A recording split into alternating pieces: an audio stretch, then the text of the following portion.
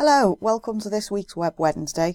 Moving topics, moving on to websites. And the first one I'd like to cover this week is how to structure your website page. Now, when you come to do a new page on your website, there's a few things that you do need to remember, specifically with regarding images and specifically with regarding call to actions. Now, what a call to action is it is the action that you want someone to take on your page. So if you want someone to ring you, then you put your phone number on. If you want someone to email you or use your contact form, you use something like a button or some text saying email me or contact me. Some people think call to actions are just buttons and you have to put a button in, but that's not true. Call to action is what you want the person to do when they're on that page. Now, what's important about a call to action and a page is there is only one. You give people too many decisions, they won't make any. You give them the choice to ring you and the choice to email you. Potentially, they won't choose any. You give them a special offer to buy or visit this blog post about something else. Chances are they won't do any. So your call to action should be one per page, and it should be that most important action you want your customer to take. So I'd like to show you two different web pages side by side, and I'd like to show you something called a heat map.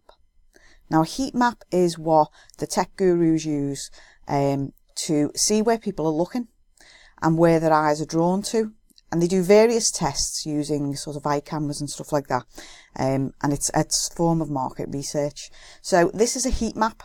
And in the heat map, the green areas is where people are looking. And the hot, and it's called heat map because literally where they're looking and it's red, is the hot spot of the page.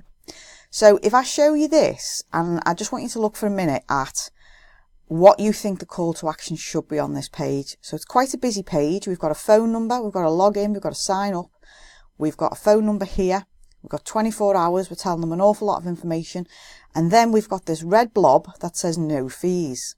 Now, no fees isn't a call to action, and what's happened is no fees, with it being a red blob, is drawing people's eyes, and it's drawing people's eyes away from what the intended audience is expected to do. So clearly what they're expected to do here is call now. Phone numbers, 2 places. And yes, people are looking at them, but what they're really looking at is the no fees. So they're not going to take action on that page. So that's how a page should not look. So don't overpower your one call to action with something different. Now, the company that paid out for this website did the market research and then changed the page after what they found. And look what happens now. Slightly less busy, slightly less stuff going on. Still the phone number. Doesn't mention no fees though. Does give them a list of things that they can expect. But then call now and let us help. Now, what a call to action that is. Call now. Ring us now. Let us help. You've got a problem. We can solve it. That's a fantastic call to action. And look what's happened. Okay. There's a heat spot. And for some reason, people are drawn to the picture above the tow truck.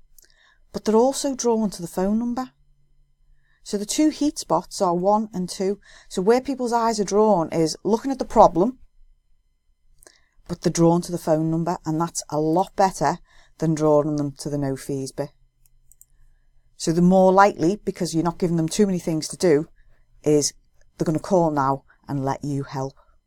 So, hope you enjoyed that. Trying to keep it short. And if you've got any questions, leave them in the comments. Happy to help.